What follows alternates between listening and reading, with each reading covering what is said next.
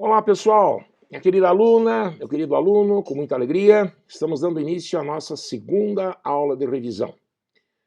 Os assuntos que selecionamos para hoje são segunda lei de Newton, sem envolver plano inclinado por enquanto, prefiro deixar plano inclinado para a aula seguinte, mas envolvendo atrito também, e para que não nos afastemos da realidade, já que são raras as questões específicas sobre esses assuntos, prepare-se para questões também envolvendo molas, também envolvendo conservação de quantidade de movimento, desde já, tá? E também vamos nos lembrar de que temos a opção de resolver problemas sobre a segunda lei em especial, no referencial inercial, no referencial da Terra, que assim se considera, né, como inercial, embora a rigor não o seja, e também no referencial não inercial, que daí depende, né? Pode ser um elevador, uma máquina de lavar roupas, enfim, você poderá em cada problema selecionar o referencial da maneira que lhe pareça ser mais adequado. Só que escolhendo um referencial não inercial, qual é o cuidado?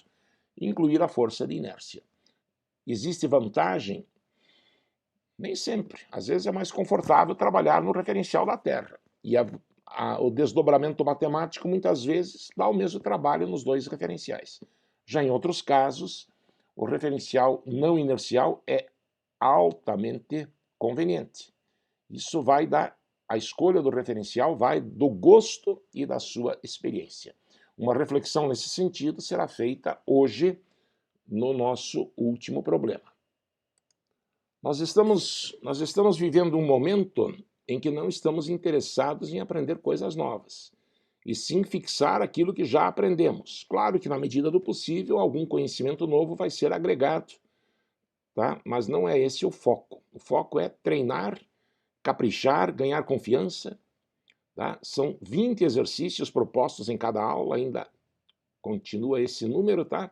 5 deles, os mais marcantes, na minha opinião, vão ser trabalhados em aula, e os outros 15, por favor, o quanto antes. Isso deve tomar poucas horas, né?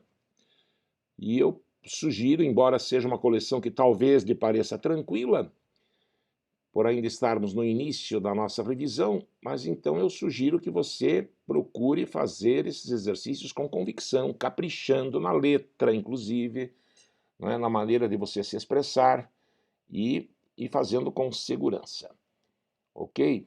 Para ganhar a tal da confiança. É o que eu sugiro que você faça logo após assistir essa revisão.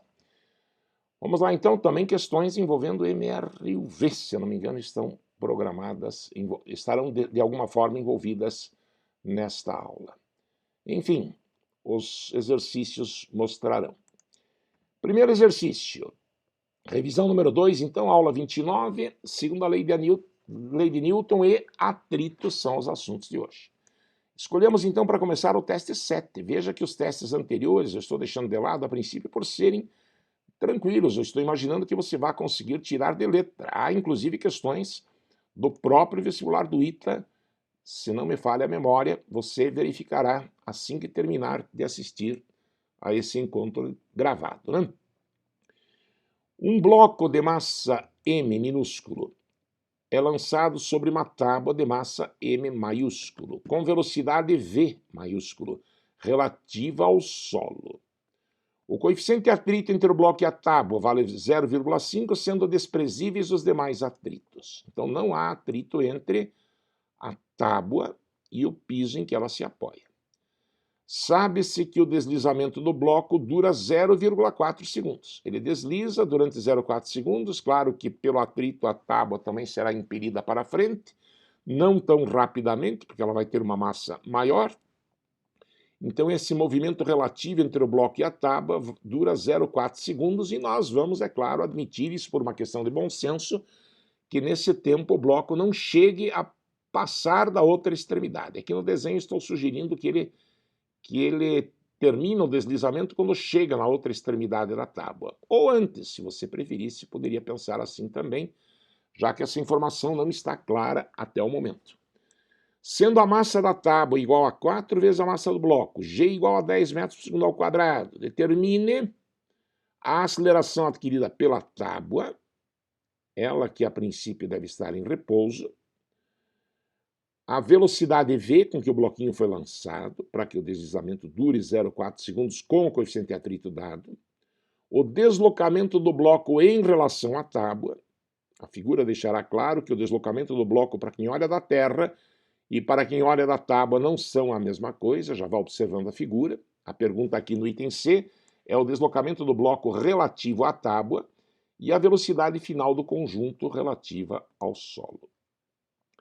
Vamos lá então, na verdade é um exercício didático, tá? Copiado aí com certeza de algum dos nossos livros peruanos, mas com as perguntas sendo feitas numa sequência que você normalmente teria de fazer, tá? Se fosse querer calcular o que se pede, na verdade, nos itens C e D. Você provavelmente não conseguirá responder os itens C e D sem ter respondido A e o B. Então, para facilitar a nossa vida, o autor da questão já está fazendo perguntas na ordem conveniente.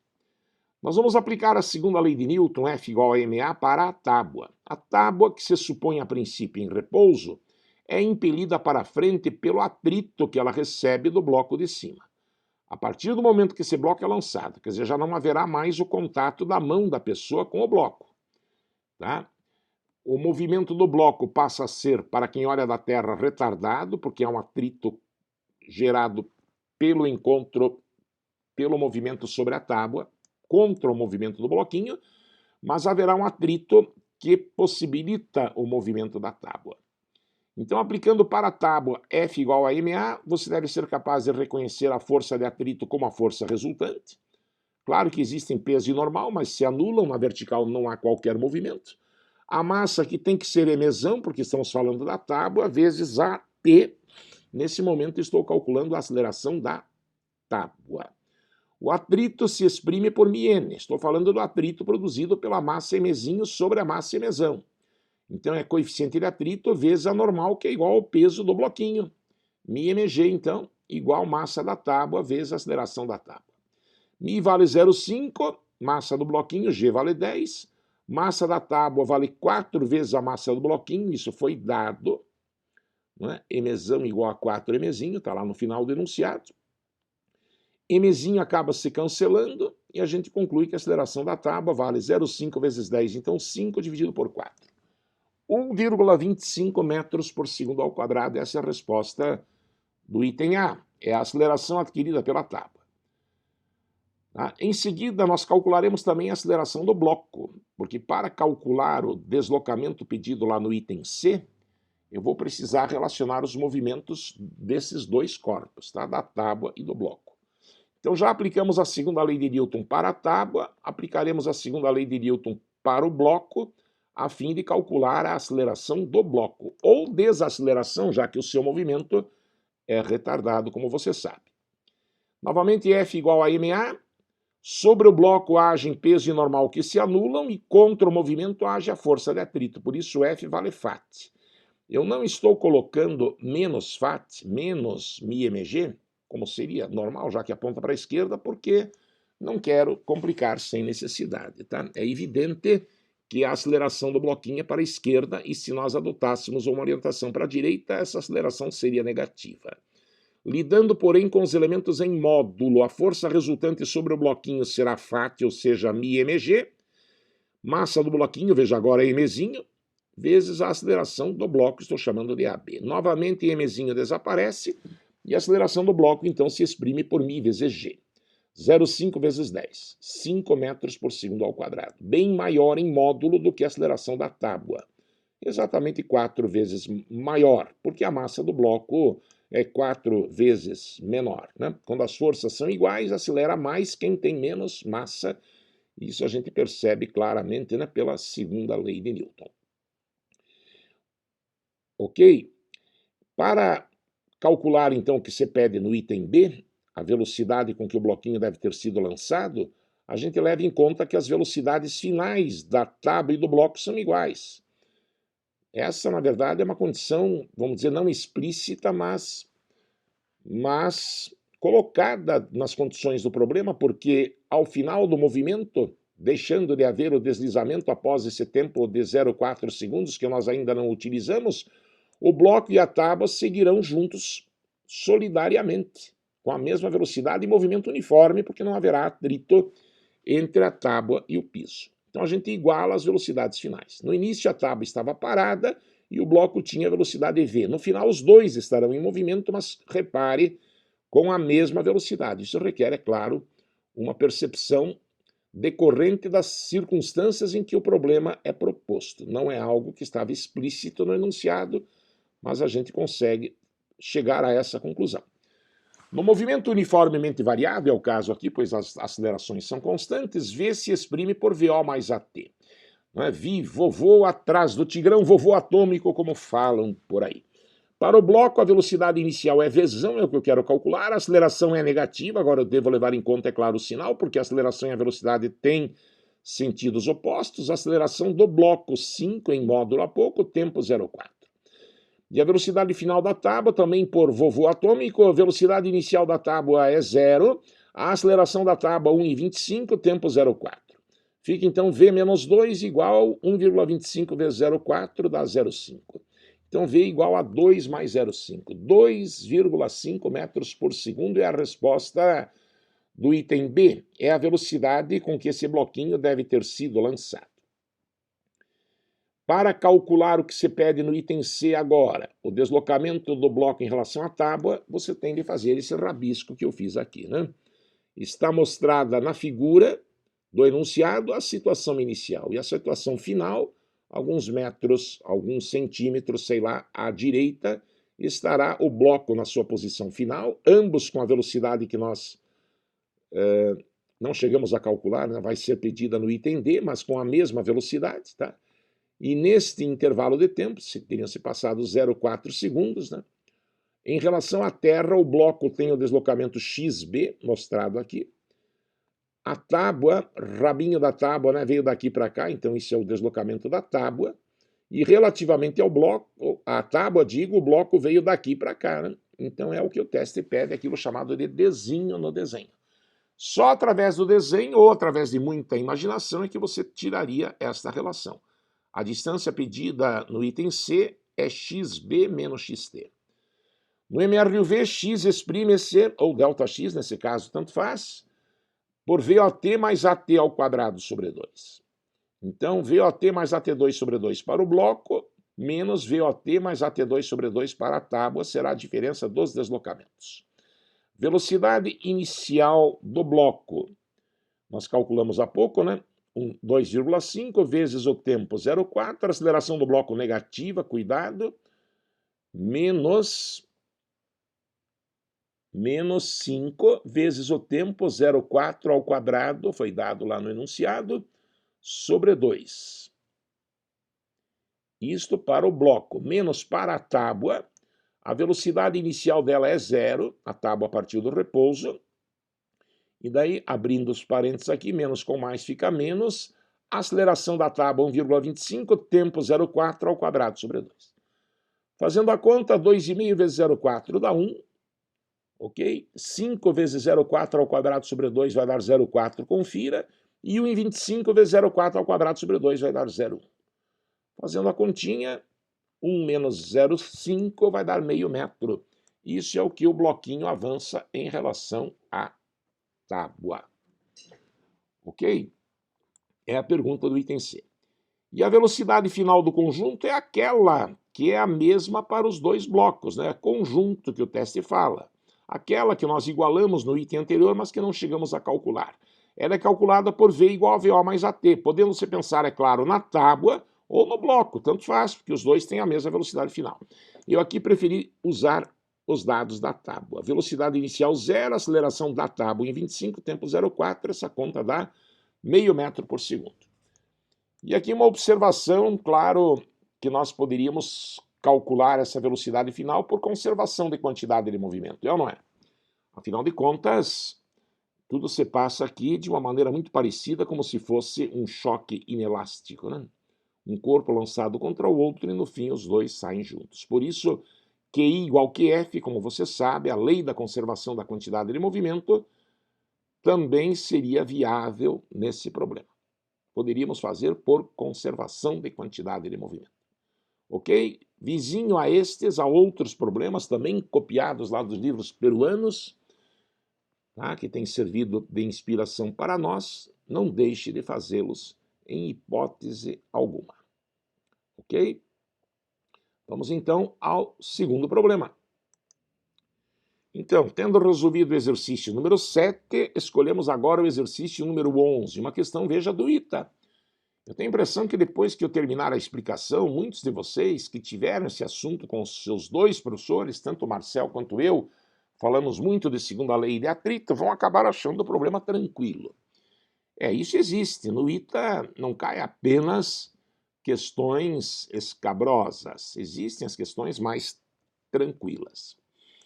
A figura representa uma mesa horizontal de coeficiente de atrito cinético μ1, isso diz respeito à mesa e, claro, ao corpo com o qual ela tenha contato, já que o coeficiente de atrito não é uma qualidade de cada superfície, mas sim sempre de um par de superfícies, sobre a qual se apoia o bloco de massa M2. Sobre ele está apoiado o objeto de massa M, minúsculo, sendo μ o coeficiente de atrito cinético entre eles. Já é o coeficiente de atrito cinético. Haverá movimento, então.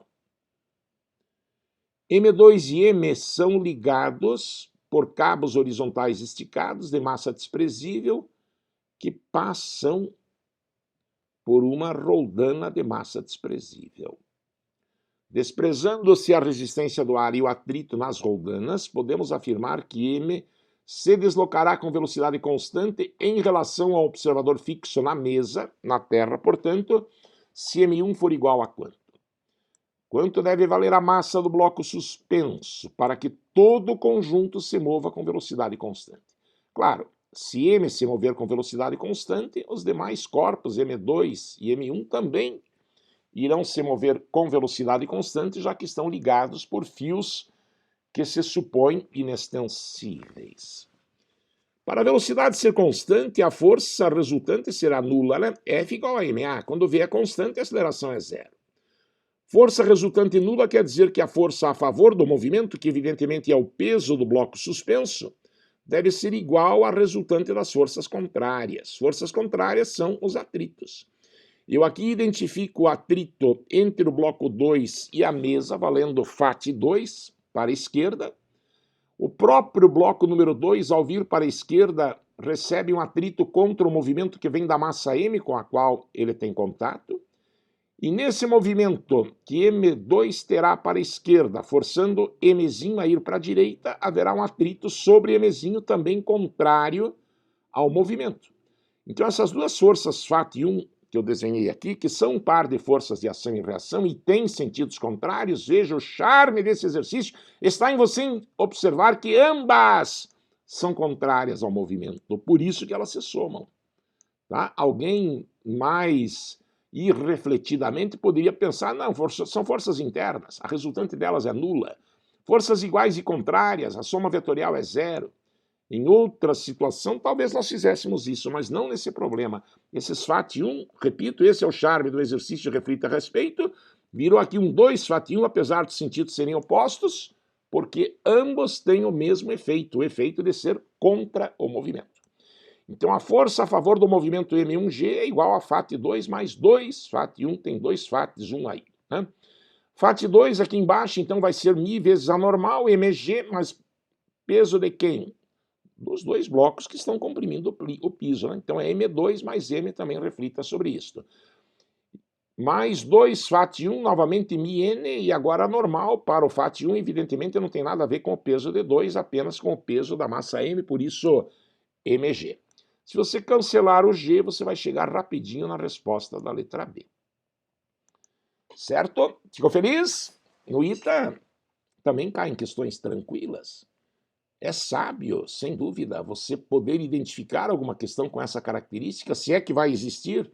Não é todo ano que isso acontece, mas quase todo ano, 1, 2, 3 questões podem ser de resolução assim, quase que imediata. Então fica aqui a dica. Procurar por alto, né, numa leitura dinâmica, verificar se tem alguma questão assim tranquila, apesar de que as aparências às vezes enganam, é uma boa estratégia para você começar por essa questão. Tá? questão do vestibular do Itaí do ano de 1984. Vamos em frente, que outras emoções foram reservadas para esta nossa segunda revisão. Vamos ao terceiro problema de hoje. Este é famoso, tá? Não vi exatamente deste jeito em vestibular, mas parecido, com raciocínio semelhante, com certeza, envolvendo segundo a lei de Newton, por isso ele está aqui, e envolvendo também MHS, tá? Eu vou aplicar a equação da aceleração e a equação da velocidade. Nessa altura, em geral, as equações do MHS já são bem conhecidas. Um tremor de terra coloca em vibração no sentido vertical, com frequência angular de 20 radianos por segundo e amplitude de 4 centímetros, uma plataforma horizontal sobre a qual está colocado um bloquinho de madeira. Tá? Essa plataforma está sujeita a um tremor de terra. Terremoto. Trrr, essa tábua vai para cima e vai para baixo. Imagine que a princípio o movimento não seja muito rápido e que este bloco possa se mover solidariamente à mesa sem perder contato com ela. Mas se de repente há uma intensificação nesse tremor, pode acontecer que o bloco perca contato com a mesa e se eleve até uma determinada altura. Repare que é isso que ele pede. A plataforma move-se para cima, por isso estou desenhando V para cima, quando num dado instante o bloquinho perde o contato com a plataforma. A partir desse momento, claro que a gravidade é que vai comandar o seu movimento, aqui a altura adicional se eleva o bloquinho. Considere G igual a 10. Esse problema está sendo proposto hoje, apesar de ser talvez mais de MHS do que de segunda lei, porque ele é sobre segunda lei. Né? Enquanto o bloquinho está em contato com a mesa, quem o empurra para cima, fazendo com que ele suba, o que está acontecendo no momento em que houver a perda de contato, é a força normal exercida pela mesa, que deve naturalmente ter superado o peso para que o bloco descolasse. Mas, enquanto o contato existe, a força resultante vale N menos P, e aqui implicitamente estou assumindo que o sentido para cima é positivo, senão escreveria P menos N, né? Então, N menos P igual a M vezes A. Sendo que no momento em que houver a perda de contato, tem Cn igual a zero, né? Uma condição com a qual você já deve ter se acostumado. Vários problemas de estática também exigem essa percepção. Não havendo contato, não há normal. Por isso você fica com 0 menos P, portanto menos mg, igual a ma. Cancelando, você vai ter A igual a menos 10. Um resultado esperável, né? Embora seja um MHS, no momento, aceleração variável, portanto, né? No momento em que houver a perda de contato, a aceleração é a da gravidade, porque daí só o peso age. A gravidade é que comanda a perda de velocidade que esse bloco terá. Claro que a partir daí deixará de ser um MHS, mas até esse momento é assim. A partir do momento em que houver a perda de contato com a mesa, você terá um lançamento vertical para cima, um simples problema de queda livre. Meu problema vai ser calcular com que velocidade que o bloco perde o contato com a mesa. Para isto, vamos levar em conta que acabamos de calcular a aceleração, vamos nos lembrar que no MHS a aceleração se exprime por menos ômega ao quadrado A cosseno de ômega t. Você sabe demonstrar isso? Sabe demonstrar a fórmula do x, do v e do a? Vale a pena, tá? Vale a pena. Se você não encontrar esta informação no nosso material, muitas vezes a teoria é apresentada de forma objetiva, com certeza, tópicos de física, Nicolau Toledo de Ramalho, Editora Moderna, Editora Saraiva, esses livros, o da Saraiva temos na nossa biblioteca, trazem essa demonstração. Vale a pena saber. Aceleração, então, menos 10, igual a menos ômega, que vale 20, foi dado. A frequência angular, ou também chamada pulsação. Amplitude 0,04 é 4 centímetros, transformado em metros, vezes cosseno de ômega t, que assim pode ser calculado. Menos com menos mais, tá? Aqui você terá 20 ao quadrado 400, um zero corta, 40 vezes 0,04 vai dar 16. Então, cosseno de ômega t igual a 1 sobre 1,6. Multiplicando em cima por baixo, em cima e embaixo por 10, 10 sobre 16, simplificando 5 oitavos. Tá? Quando cosseno de ômega t se torna igual a 5 oitavos, a o descolamento do bloco com a superfície. Nesse momento, a velocidade será calculada por menos ômega A seno de ômega t, que é a fórmula da velocidade. Isso me obriga a calcular o seno. Quem tem cosseno, calcula seno pela primeira relação fundamental, né? Seno ao quadrado mais cosseno ao quadrado igual a 1. Aqui eu percebo, peço desculpas, vamos combinar, tá? Qualquer erro que eu note aqui quando estou explicando, aí é que os erros ficam evidentes, eu corrigirei no PDF e você daí terá a informação correta por lá. É claro que aqui é cosseno, né? Seno é raiz quadrada de 1 menos cosseno ao quadrado. Eu acabo substituindo certo, mas tinha que ter escrito cosseno.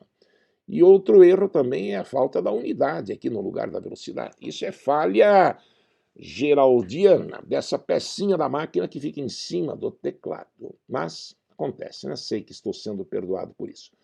Mais ou menos raiz de 1 menos cosseno de ômega t ao quadrado, 5/8 ao quadrado dá 25 sobre 64, tá? 64 menos 25 dá 39, raiz de 64 é 8. Então, mais ou menos raiz de 39 sobre 8. Claro que me interessa a velocidade do movimento ascendente. Vai me interessar o sinal de mais. Tá? Quando eu for calcular quando eu for calcular a velocidade. Por enquanto é só o seno de ômega t. A velocidade vale menos ômega A seno de ômega t, como diz a equação do MHS. Menos ômega é 20, amplitude é 0,04, e o seno, então, mais ou menos raiz de 39 sobre 8, apesar daquele errinho, o valor final é correto, né? Resultando, então, mais ou menos raiz de 39 sobre 10, se você fizer essa conta, verifique. Aqui é que faltou a unidade, não lá, mas aqui, onde está o valor da velocidade, né? 20 vezes 0,04 dá 0,8. 0,8 em cima com 8 embaixo, simplifica, sobra 10 embaixo. Dividindo em cima e embaixo por 0,8, né? Tendo a velocidade, você vai poder calcular a altura por conservação de energia mecânica. Lá em cima a energia é potencial, embaixo é cinética. Então a gente iguala mgh com mv2 sobre 2. Cancela o m, isola o h, v quadrado sobre 2g. V quadrado seria 39 sobre 100, né, elevando a velocidade ao quadrado, e não importa se é mais ou menos, mas é claro que eu estou considerando o movimento ascendente, sobre 2g, que é 20. Né? Isso resulta 39 sobre 2.000, que vai dar 0,0195 em metros, ou 1,95 centímetros, tá? Por favor, aqui também mais um lapso, né? É 0,0195 metros ou 1,95 centímetros. Tranquilo? Mistura de MHS com segunda lei de Newton, com conservação de energia. Você já percebeu, o ITA pergunta muito. Tem problemas mais simples, matematicamente falando, e outros mais elaborados. Uma das conversas que esse ano, gozado, eu nunca tive tanto problema, ou melhor, nunca ouvi tanta aflição quanto esse ano sobre o MHS na vertical. Tá? A princípio, o que você está aprendendo serve para vertical também. Tá? Essas equações todas servem também. Na posição de equilíbrio, né, quando uma mola de eixo vertical que suspende um corpo, Kx é igual a mg, na posição de equilíbrio. Tá certo? Então esse x, que normalmente seria zero se o movimento fosse horizontal, nesse caso já tem algum valor. A posição de equilíbrio está abaixo da posição da mola relaxada. Mesmo assim, você não precisa se preocupar. O que você aprendeu sobre MHS na horizontal ainda vale. O único cuidado é quando for aplicar conservação de energia, que aí você terá de levar em conta a variação da energia potencial gravitacional, MGH, coisa que no sistema massa-mola horizontal não há por que se preocupar. Certo? Então, se você lembrar de incluir o MGH quando for aplicar conservação de energia, você pode, para o MHS na vertical, raciocinar da mesma forma como na horizontal. Vamos em frente, então. Mais uma emoção preparada para hoje. Eu faço questão, pessoal, de escolher o problema número 16, porque durante o ano nós resolvemos em sala, ou propusemos para casa, quer dizer, você de uma forma ou de outra acabou resolvendo vários problemas sobre a segunda lei de Newton, às vezes tendo atrito ou não, mas envolvendo também molas, como já foi o caso do problema anterior. Eu quero dizer que me chamou muito a atenção que no início da década, que estamos agora encerrando, né, 2020 é o ano final dessa segunda década do século XXI, mas no início dessa década, quer dizer, 2011, 2012, 2013, por lá, o ITA perguntou vários problemas como este aqui, envolvendo molas e exigindo F igual a MA, portanto, exigindo um Kx e, eventualmente, um Kx2/2, se precisarmos fazer alguma referência à energia. Não são problemas difíceis, mas são problemas com uma característica especial. Tem mola e tem F igual a MA na parada, certo? Então, e nesse caso haverá atrito também, tá? Então, é preciso que a gente tenha essa preparação, tá? Se caía muito no começo da década, agora parece que nem tanto, mas não há indícios de que a moda tenha deixado de valer, tá? Tanto que no simulado, tá? Se bem que lá foi outra coisa, lá foi uma situação de mola vertical, né? Uma questão já foi proposta lá para vocês. Eu ainda não sei, ainda não tive a oportunidade de ver como que vocês se saíram nesta questão. Na questão de dinâmica impulsiva também, né, do homem sobre o carrinho, eram dois homens até, né, que saltavam, ora no mesmo sentido, ora em sentidos opostos, ora simultaneamente, ora o primeiro um, depois o outro. Né? Foi um problema interessante também, esse sobre dinâmica impulsiva. Mas vamos retomar a questão da mola. Propõe-se aqui no exercício 16 a seguinte situação.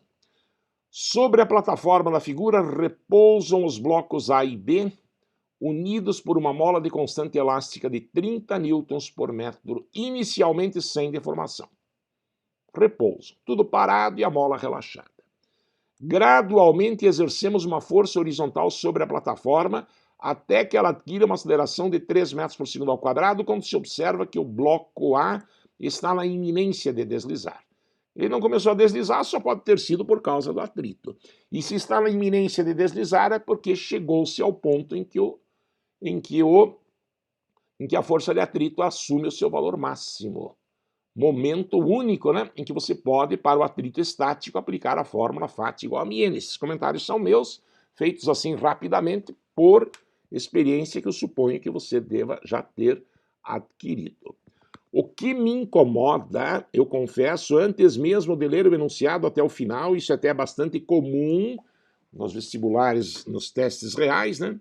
O que me incomoda é o seguinte, o cara fala aí que a plataforma vai adquirir uma aceleração de 3 metros por segundo ao quadrado, mas não disse se é para a direita ou para a esquerda. E isso para mim é fundamental, para que eu possa imaginar para onde as forças atuam, né, e que condição aplicar para poder equacionar o problema. Em geral, você pode supor de uma forma ou de outra, quer dizer, plataforma sendo acelerada para a direita ou para a esquerda. Em geral, tanto faz. Tá? É normal que você pense para a direita. Mas eu já pensei das duas formas e garanto a vocês que dos dois jeitos, a maneira de resolver é exatamente a mesma. Então, o que eu recomendo? Faça pensando numa situação e depois repita o cálculo para ver se alguma coisa muda na situação oposta.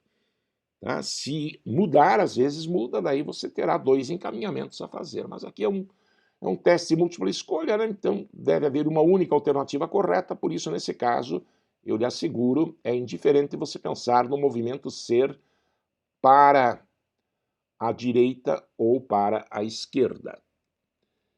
Sendo nulo o atrito entre B e a plataforma, 6 kg a massa de A e 0,40 o coeficiente de atrito estático entre A e a plataforma, a máxima deformação da mola, que é aquela que se verifica nesse momento, né, quando o movimento de A é iminente, vale quanto?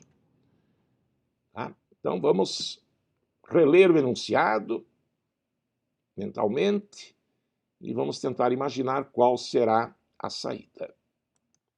Neste convite que eu faço para que você descubra qual é a saída, claro que você precisa pensar nas forças que vão agir, no caso, sobre o bloco A, já que é dele que nós temos a massa.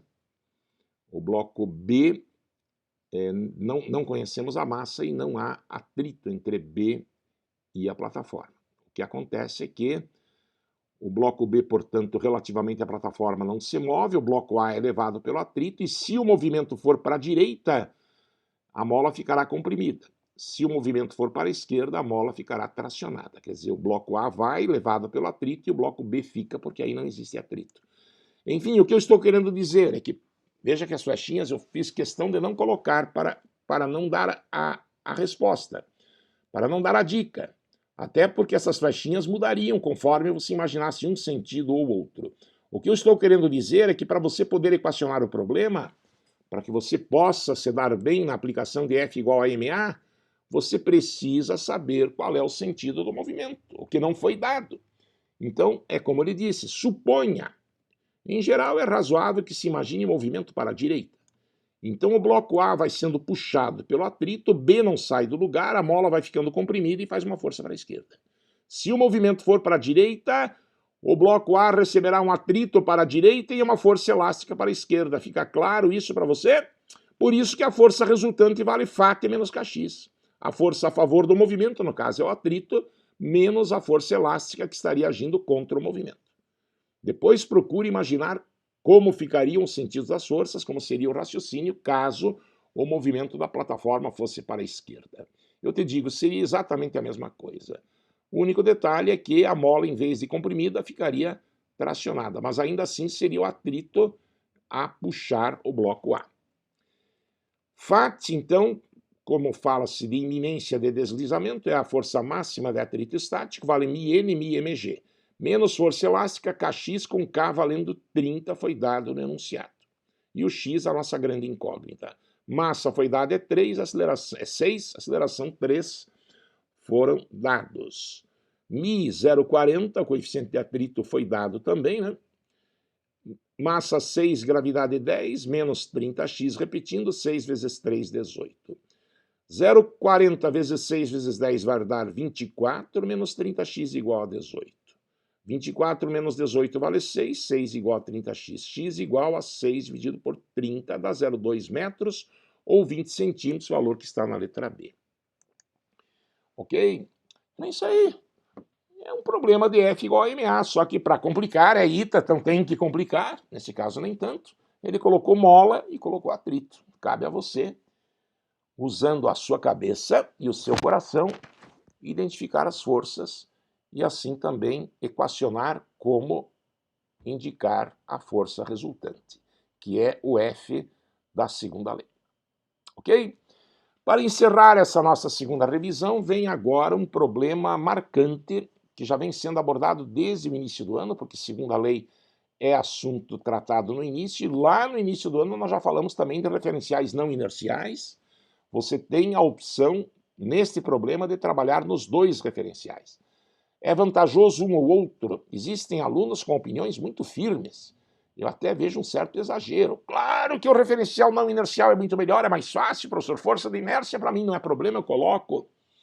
Já outros dizem, se eu trabalhar no referencial não inercial, eu às vezes me sinto desconfortável, porque eu não consigo enxergar direito as coisas. Afinal, eu vivo na Terra. A Terra é o meu lugar de conforto, é o lugar onde eu durmo, é o lugar onde eu permaneço falando com você. Eu não fico, não vivo num elevador, né?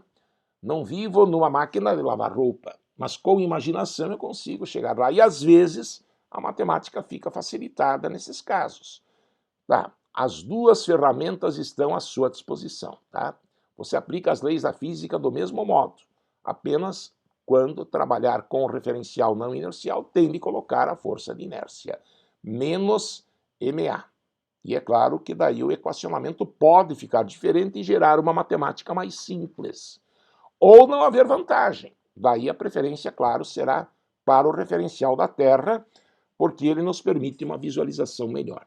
Do que você está falando, professor? Fica confabulando aí, divagando e nem me mostrou o problema. É porque essas considerações são gerais. Serve para elevador subindo ou descendo, serve para cabine até em movimento inclinado, coisa que no ITA já caiu, tá?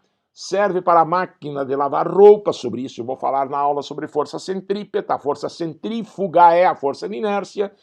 Então eu tenho de falar genericamente na esperança, claro, na certeza, na verdade, de estar sendo compreendido por você. Mas eu me refiro a problemas do tipo daquele que vai vir agora. Último de hoje. É o número 18. Uma polia ideal é puxada para cima, ideal quer dizer sem massa, né? E sem atrito entre ela e o fio. A palavra ideal para polia remete a esses dois pensamentos. É puxada verticalmente para cima por meio da força F e experimenta uma aceleração de 5 metros por segundo ao quadrado, isso é a aceleração da polia. Desprezando a resistência do ar, bem como quaisquer atritos, determine o módulo de F. Que força eu devo impor à polia para que ela suba com esta aceleração, sendo as massas dos blocos que estão presos nas extremidades do fio de 2 e de 3 kg e a gravidade de 10 metros por segundo ao quadrado. Eu estou escolhendo o referencial da Terra. Neste caso, abrindo logo o jogo com você para este tipo de problema, eu sou obrigado a conhecer essa relação.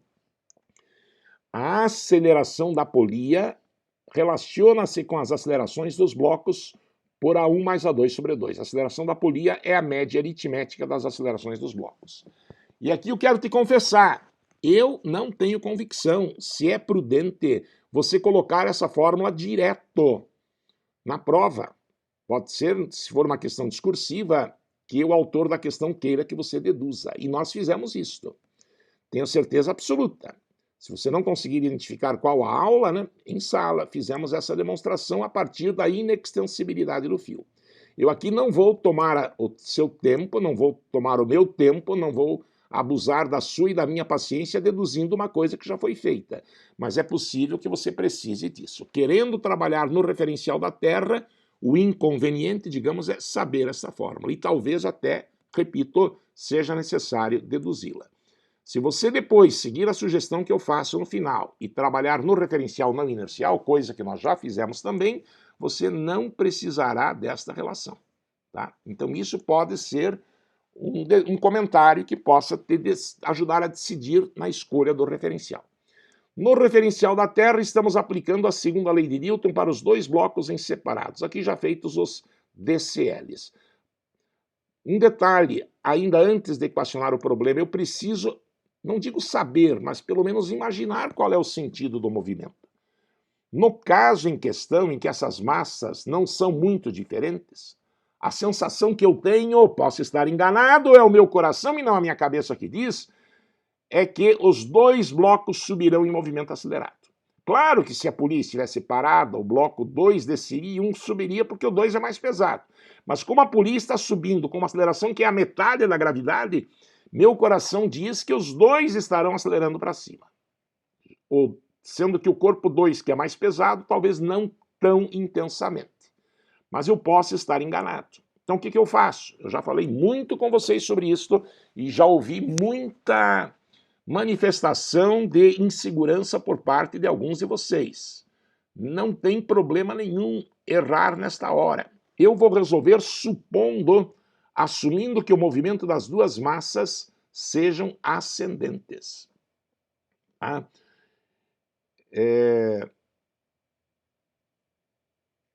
Isso tem a ver com a observação que eu farei depois, mas implicitamente, tá, embora eu não tenha escrito aqui, no meu pensamento estou querendo supor que os dois corpos sobem. Isso é, T é maior do que o peso de cada um deles. Caso isso esteja errado, não tem problema, eu perceberei que está errado pelo sinal, no caso do A2, que daí a aceleração de 2 teria sentido contrário àquele suposto anteriormente. Se você não cometer erro de conta, garanto que não tem problema, tá?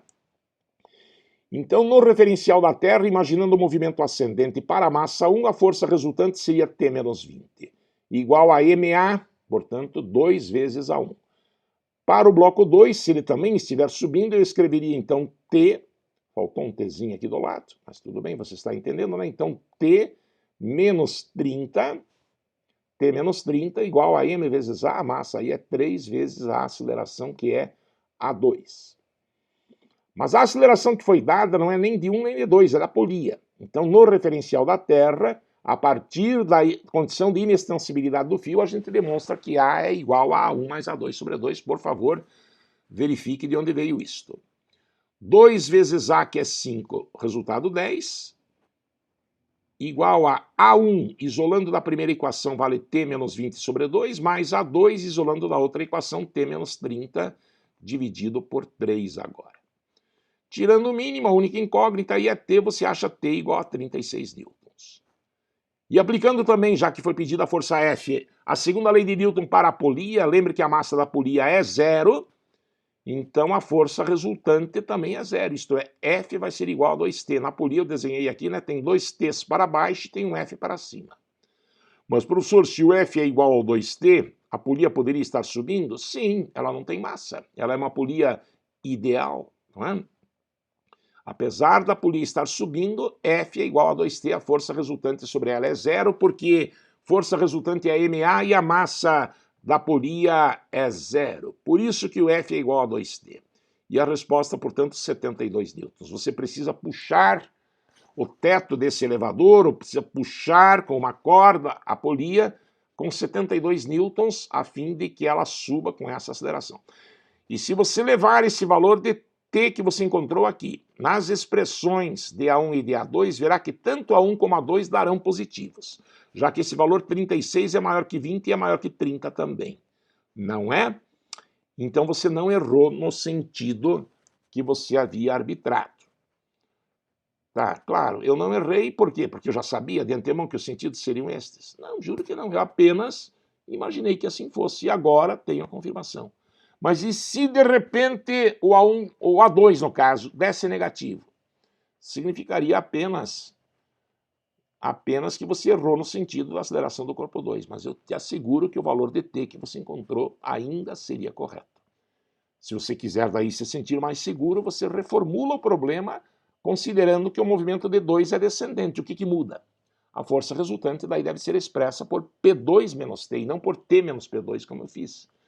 Tá entendendo? Então essas são, digamos, comodidades que a mecânica te oferece. Você pode errar, mesmo assim acaba acertando. Errar porque você não tinha, a princípio, condições de ter certeza sobre os sentidos dos movimentos. Veja as sugestões finais que faço aqui.